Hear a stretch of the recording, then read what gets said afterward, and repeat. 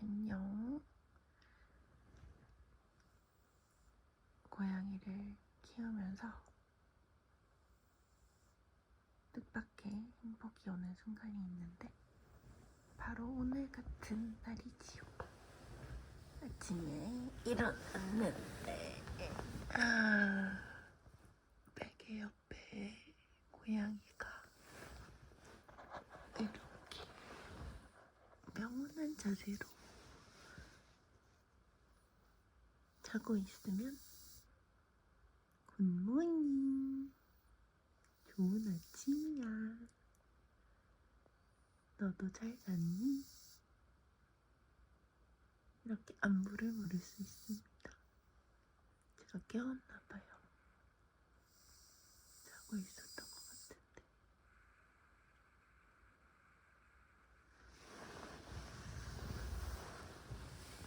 소리를 되게 잘 들어요. 코가 막혀가지고 숨소리가 많이 나네요. 복동아, 좀 더 자도 됐단다.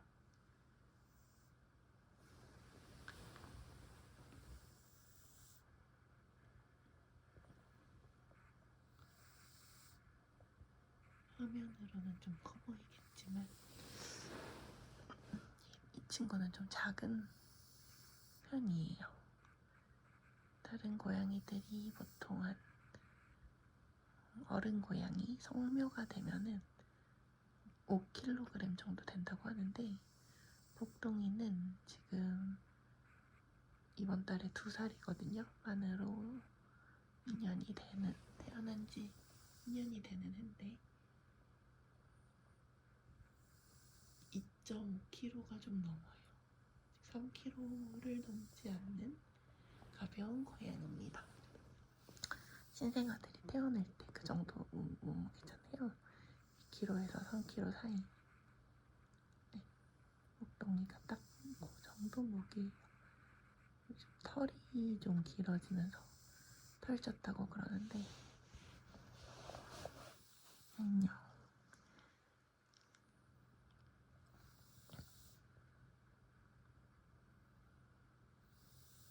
부피가 좀 커 보여서 그렇지. 쭉쭉 잘 늘었으니까 길어져서 그렇지. 복동이는 굉장히 가벼운 고양이입니다. 복동이가 왜 무거워지지 않는가를 생각을 해봤는데 일단은 식탐이 없어요. 식탐이 없어요. 밥을 좀 깨작깨작 먹는 스타일입니다. 밥그릇에다가 밥을 주면 사료를 한 알만 이렇게 톡 앞발로 꺼내가지고 손으로 막 가지고 노는 것처럼 드리블을 하다가 한 알 낼름 꼭꼭꼭꼭 씹어먹고 또 한참 있다가 또 사료를 하나 톡 뽑아가지고 또 드리블을 하고 놀다가 냠냠냠냠 먹고 그런 식으로 밥을 먹어서 아주 천천히 꼭꼭 밥을 씹어 먹어요. 다른 간식도 별로 안 먹어요. 추르는 너무 자주 주면은 안 좋다고 그래서 하루 한 포 정량만 주고 있는데 그것도 매일 주지는 않고 네, 영양 성분이 좀 섞인 걸로 좀 하루 건너 이틀 건너 한 번씩 주고 있는데 추르 정도는 열심히 먹습니다. 나머지 간식들 그런 거는 거의 먹지 않나요. 또 깨작깨작 먹고 참치캔 같은 것도 줘봤는데 그것도 뭐 몇 입 먹고 냄새만 맡고 핥짝핥짝하고 핥아보다가 잘 먹지 않습니다. 입 짧은 복동이. 왜 복동이가 식탐이 별로 없을까 생각을 해봤는데 비염이라서 그런가? 코 코가 막혀서 그런가 하는 생각도 들어요. 고양이가 사람보다 1000배 정도 후각이 좋다고 하거든요. 그래서 냄새가 강한 편일 텐데 아무래도 점막에 콧물이 좀 고여있고 하니까 다른 고양이들보다는 냄새가 좀 덜 나겠죠? 그러니 걱정. 그래서 그런지 그렇게 많이 먹지는 않습니다. 어쨌든 다 자란 상태인데도 별로 사이즈가 크지 않아요. 몸이 가벼워서 그런지 펄쩍펄쩍 잘 뛰어다니고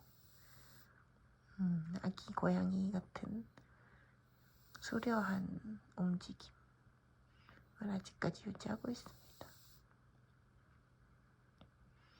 아주 활발한 친구예요. 본인이 원할 때는 사람에게 아주 가까이 옵니다.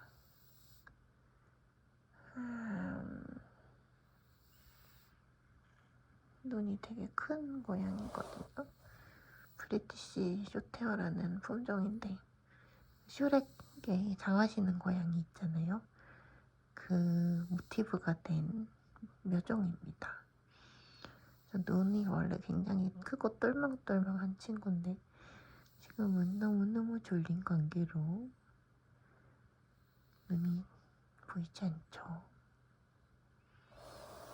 북동이 이렇게 다리를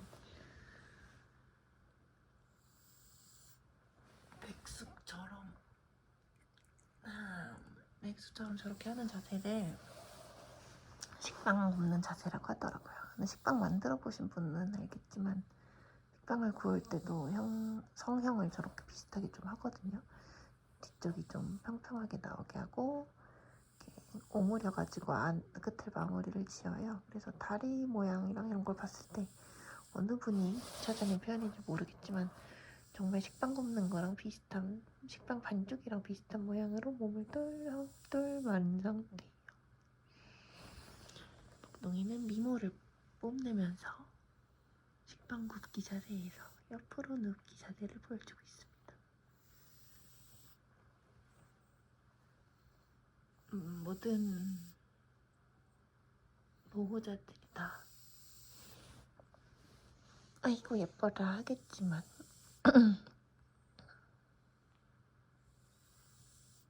예쁘죠? 좀 사이즈 체감을 시켜드릴게요.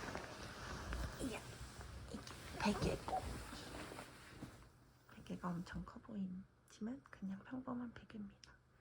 복동의 베개가 이렇게 커 보일 만큼 복동이는 조그맣습니다.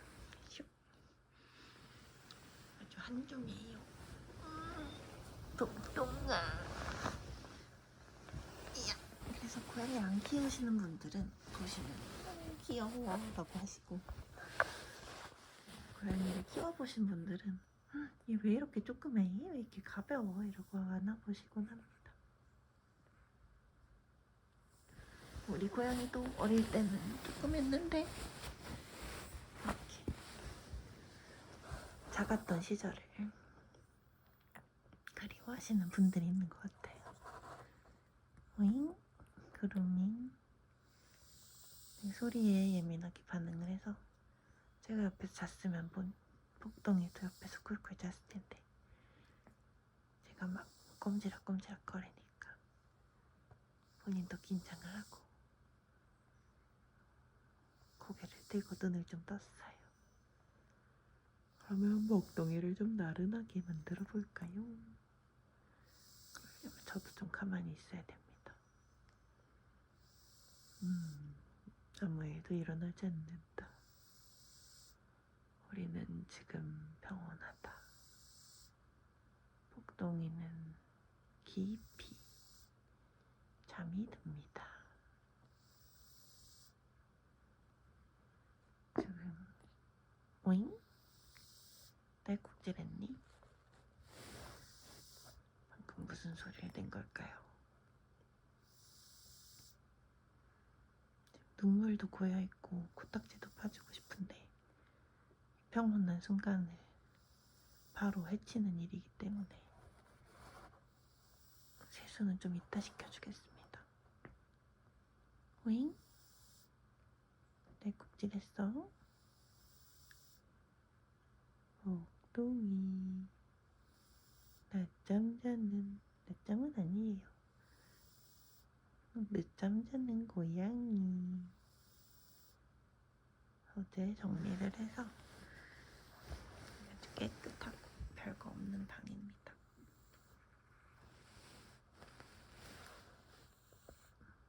짐이 별로 없으니까 좀 놀러온 느낌도 나네요.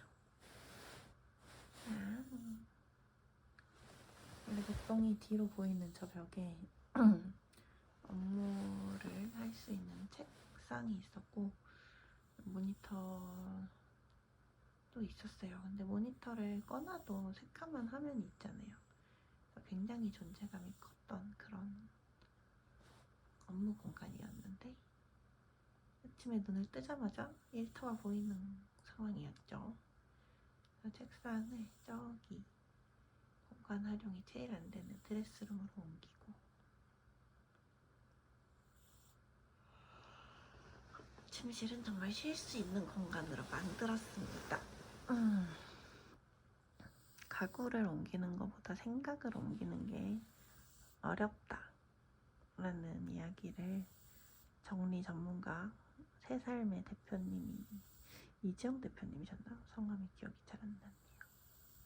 아무튼 정리 컨설팅 대표님이 가구를 옮기는 것보다 생각을 옮기는 게 어려워요 라고 얘기를 하시면서 공간 내에서 가구 재배치를 되게 얘기를 많이 해주세요.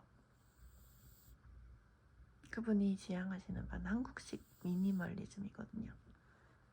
미니멀리즘인데 한국식인 거죠. 한국식 주택의 특징, 그리고 한국의 보편적인 주거 환경, 주로 아파트에서 생활을 하고 공간 구획이 나눠져 있고 되게 비슷비슷한 구조가 많이 있잖아요. 우리 창고 같은 게 없고 그런 환경에서도 최대한 창고라기보다 차고죠. 네, 차고가 없고 그런 환경에서 최대한 미니멀하게 살기 위한 여러 가지 방법들. 근데 사실 제일 중요한 건 1번 비우기. 꼭 필요한 물건인지 아닌지 판단해서 나눔을 하거나 버리거나 하는 것이 되게 중요해요. 그 다음에 2번 가구 재배치입니다. 꼭 필요한 물건만 남기고 나면 공간이 많이 생기거든요. 그때 자 가구를 옮기는 거죠. 가구를 옮기고 나면 짐에 둘러싸여서 지내는 게 아니고 사람을 위한 공간이 되는 거죠. 이 물건 아까워요. 이거 놓고 주기 아깝다. 막 이런 생각 들기도 하는데 우리 집 1평이 제일 비싸다. 이런 얘기가 있거든요. 맞아요. 물건보다 비싼 건 공간이에요. 그치? 주거에 상당히 많은 비용이 들어가잖아요. 그게 뭐 내 집이던 빌린 집이던 그 한 평 아니면 그 한 조그만 공간을 차지하는데 많은 자본이 투여되기 때문에 막 넓은 집으로 갈 수 있는 상황이면 좋겠지만 그렇지 않을 때는 짐을 좀 줄여서 쾌적하고 넓은 공간을 만드는 것이 그 비싼 공간을 잘 누리는 방법이 아닐까 생각을 합니다.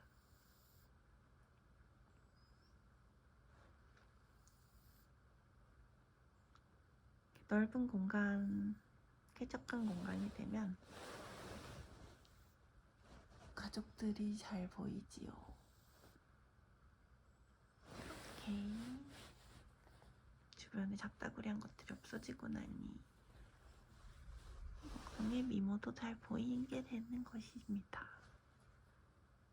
일어났어. 또 자도 되는데 언니가 쫑알쫑알 떠들어서 일어났니?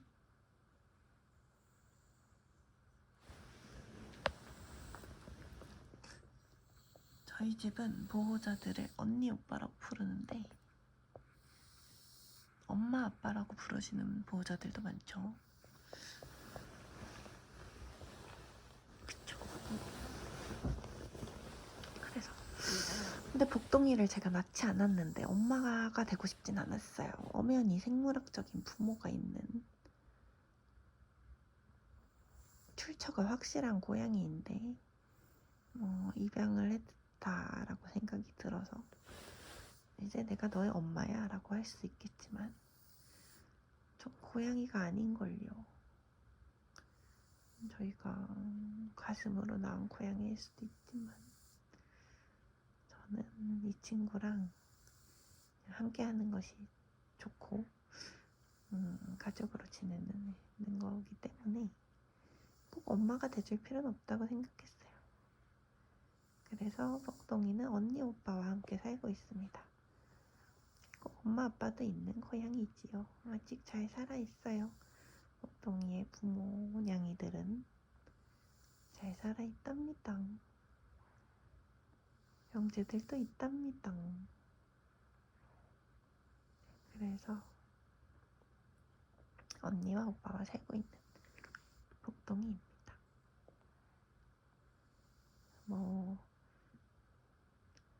고양이를 돌보는 분들, 고양이와 함께 사는 분들을 집사라고도 많이 하잖아요.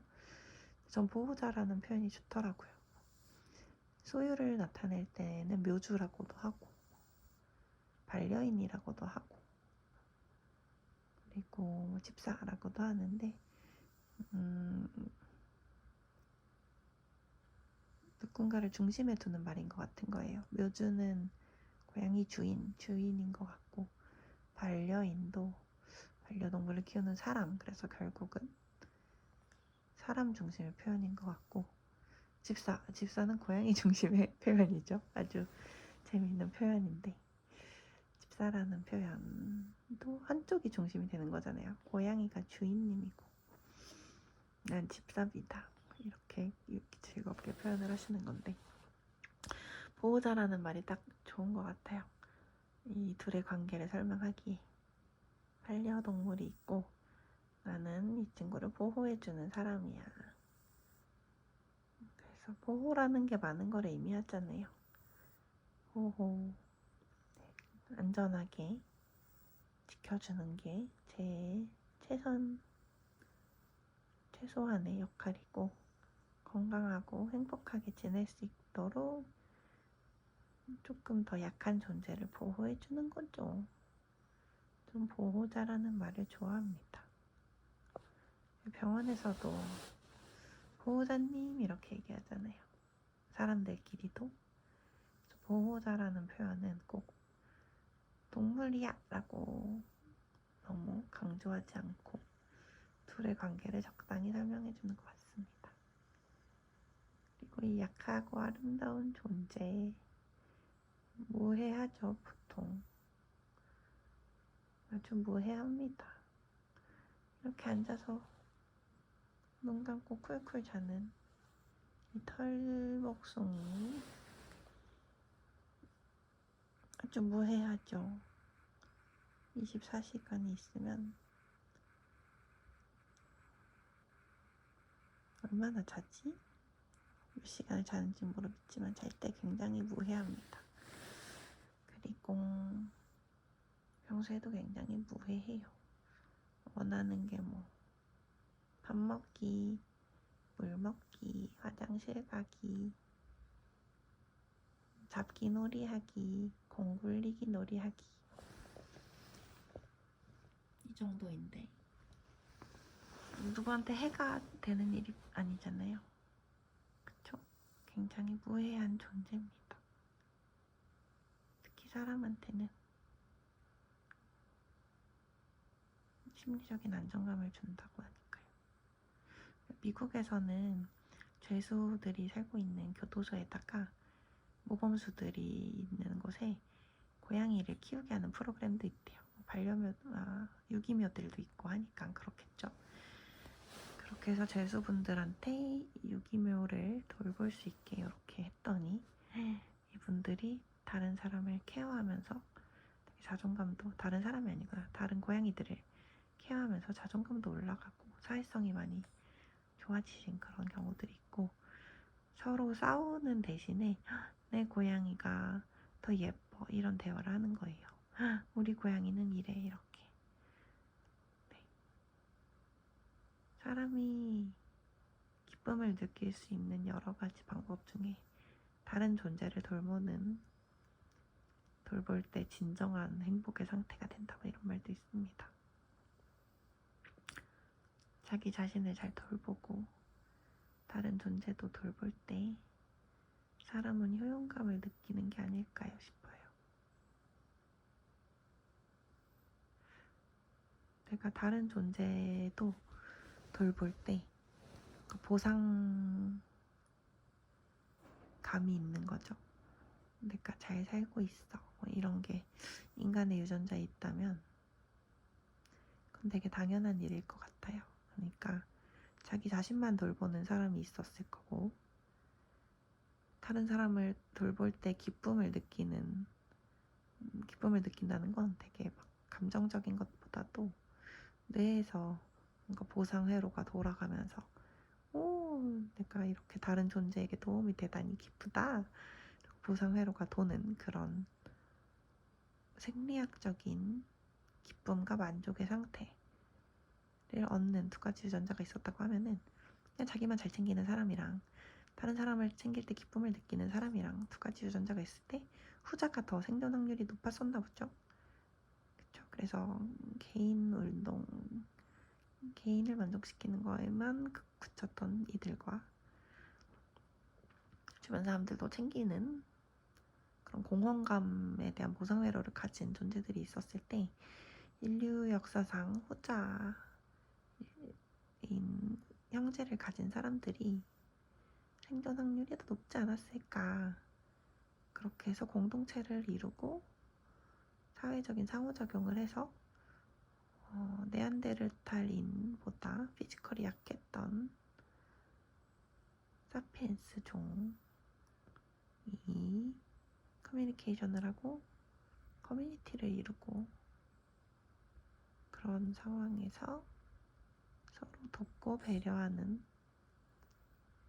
배려까지는 아니겠네요. 서로 돕는 형제를 가진 사람들이 생존에 유리했다. 인간 자체는 사실 피지컬이 별로 안 좋잖아요. 그렇기 때문에 슬기슬기 살았고, 사피엔스 맞나요? 사피엔스가 지혜였던 것 같은데, 사피엔스 지혜로운 사람들이 살아남은 것의 지혜의 핵심은 공존일 수도 있겠다는 생각이 듭니다. 호모 사피엔스. 사피엔스라는 말이 슬기롭다, 지혜롭다 라는 뜻이었던 것 같아요. 그래서 제 영어 닉네임은 소피인데, 소피라는 것도 지혜롭다의 어원을 가지고 있는 안녕. 소피도 지혜를 이야기하는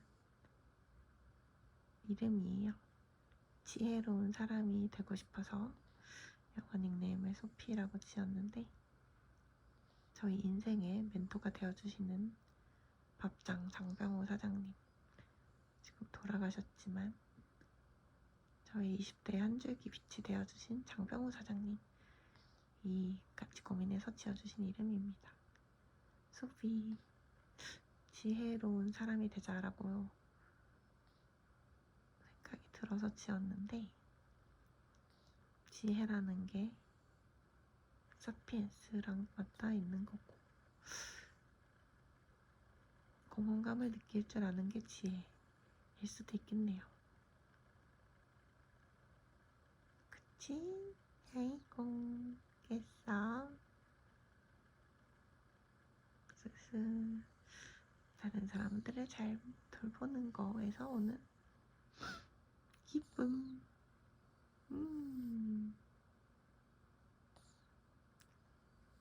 그것이 인류를 지혜롭게 만드는 하나의 진화 심리학적인 기준이었겠죠.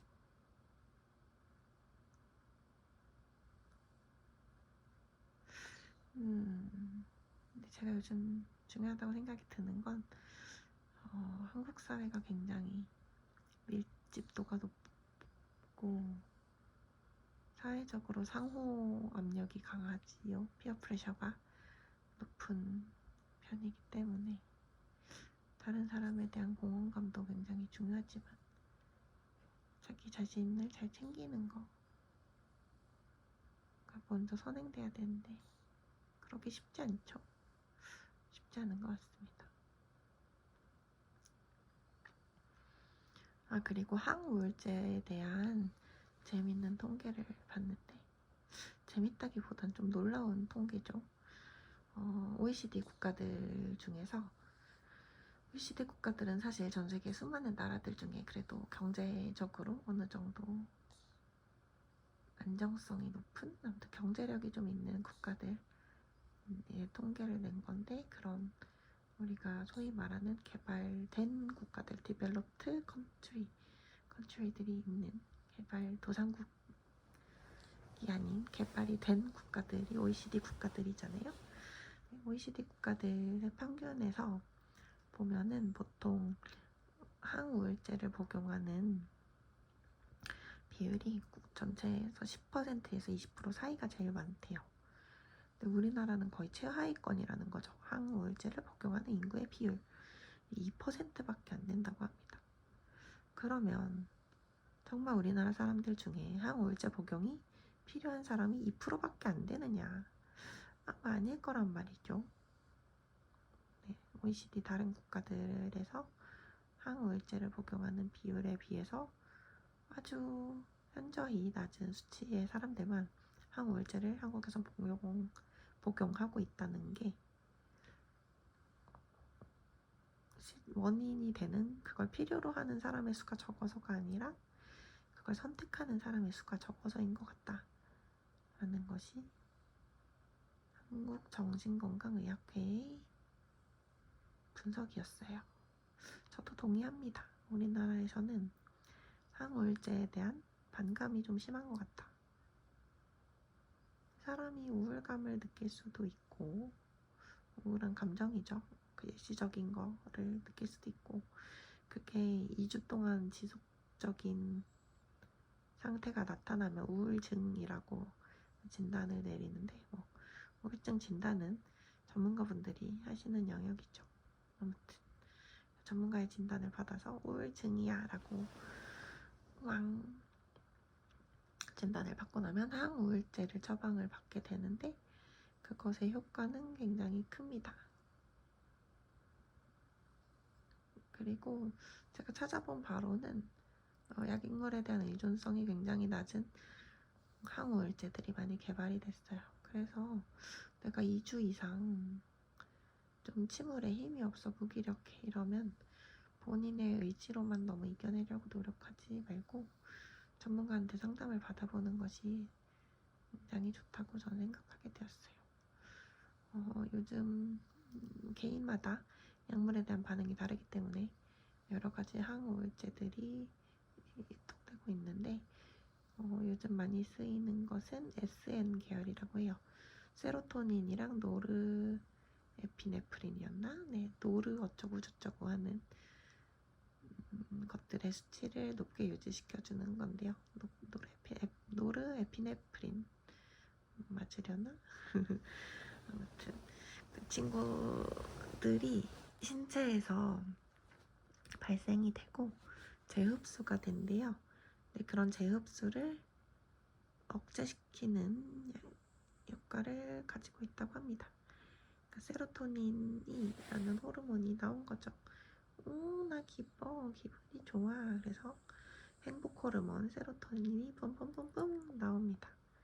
근데 그 친구가 계속 한번 만들어지면은 영구하게 돌아다니는 게 아니고 몸에서 다시 재흡수가 되나 봐요. 근데 그런 재흡수가 덜 일어나게 억제시켜주는 약물들이 있는 거죠. 그러니까 행복 호르몬이 한번 나오면 좀 더 체내에 오래 머무를 수 있게 되는 거예요. 재흡수를 억제했으니까. SN 계열 약물들이라고 하면 세로토닌 S를 좀 더 유지할 수 있게 재흡수를 억제하고, 노르에피네프린은 사람이 좀 활기차게 움직일 수 있게 도와주는 그런 활력소가 되는 노르에피네프린이라는 것에 재흡수를 막아주는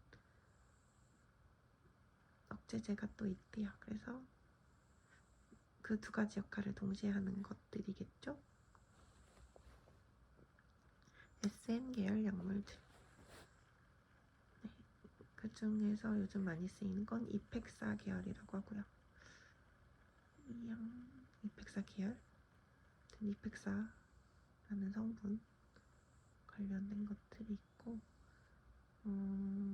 복용 주기 이런 거는 또 전문가분들의 상담이 필요하지만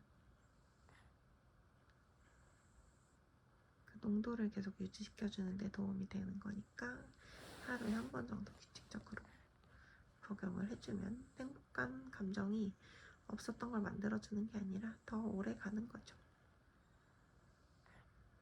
쉽게 사그라드는 행복을 좀 더 오래 붙잡아주는 역할을 하는 세로토닌 재흡수 억제제가 우리의 우울한 감정을 완화하는 데 도움을 많이 줄 수 있다. 그리고 그 약물은 투약할 때 신중하게 투약하고 점진적으로 양을 줄이면 의존성이 없다. 그쵸? 내가 내 호르몬을 유지시킬 수 있게 도와주는 약물을 쓰다가 안 쓰면은 세로토닌이 좀 더 빨리 없어지겠죠. 노르에피네프린도 좀 더 유지가 될 거고, 그러면은 재흡수 억제제가 없는 거니까 그 호르몬들이 다시 정상적으로 나오는 상황이 되면은 의존성 없이 쓸 수 있는 것 같습니다. 저는 이과라서 이과 정도, 일반 생물학 정도의 지식으로 얘기를 하는 것이기 때문에 조심스럽지만, 어쨌든 통계적으로 봤을 때 좀 이상하잖아요. OECD 국가들 중에 우리나라 사람들만 우울증에 덜 걸린다는 게 이상하잖아요. 더 걸렸으면 더 걸렸지, 그치? 지복동? 아무튼 그런 통계를 가지고 있기 때문에 항우울제 복용에 대해서 대중적으로 인식의 개선이 필요하지 않나라는 생각입니다. 세로토닌이 농도가 높아지면 멜라토닌 수치가 높아지니까 밤에 우리가 더 잠을 잘 잘 수 있는 것이지요. 다들 꿀잠을 깊이 잘 자고 나면은 자기 자신에게 좀 더 관대해지고 다른 사람에게도 관대해질 수 있지 않을까. 우리 모두 잘 먹고 잘 살기를 원하잖아요. 잘 먹는 건 뭐 알아서 잘 먹으시면 될 것 같고, 잘 산다에 잘 잔다도 굉장히 중요한 것 같아요. 부모님도 연세가 드시면서 밤잠을 좀 설치시더라고요. 네, 잘 자서 기분이를 좋게 하자, 그런 것입니다. 복덩이도 잘 자니까. 잘 자는 고양이기 때문에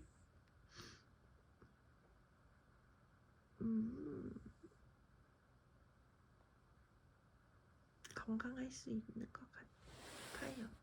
오. 오.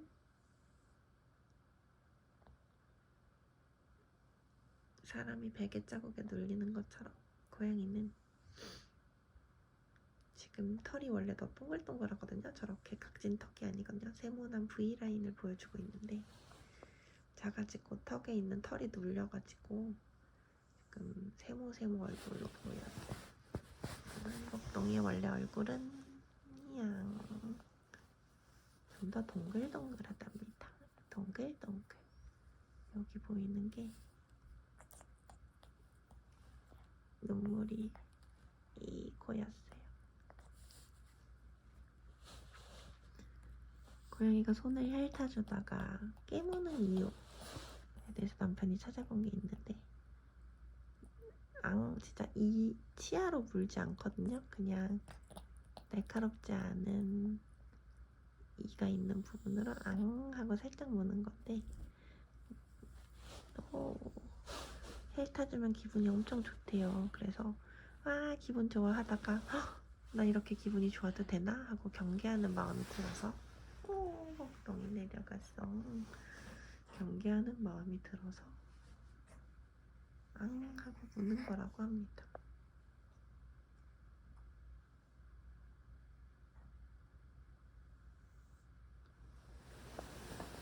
안녕.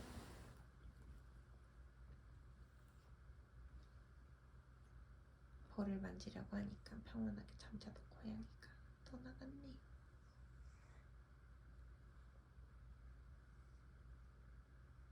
그러면 복덩이가 일어난 틈을 타서 저도 복덩이 세수도 시켜주고 저도 세수를 하고 같이 일어나 보도록 하겠습니다. 그럼 안녕. 오늘도 좋은 하루를 보내봐요.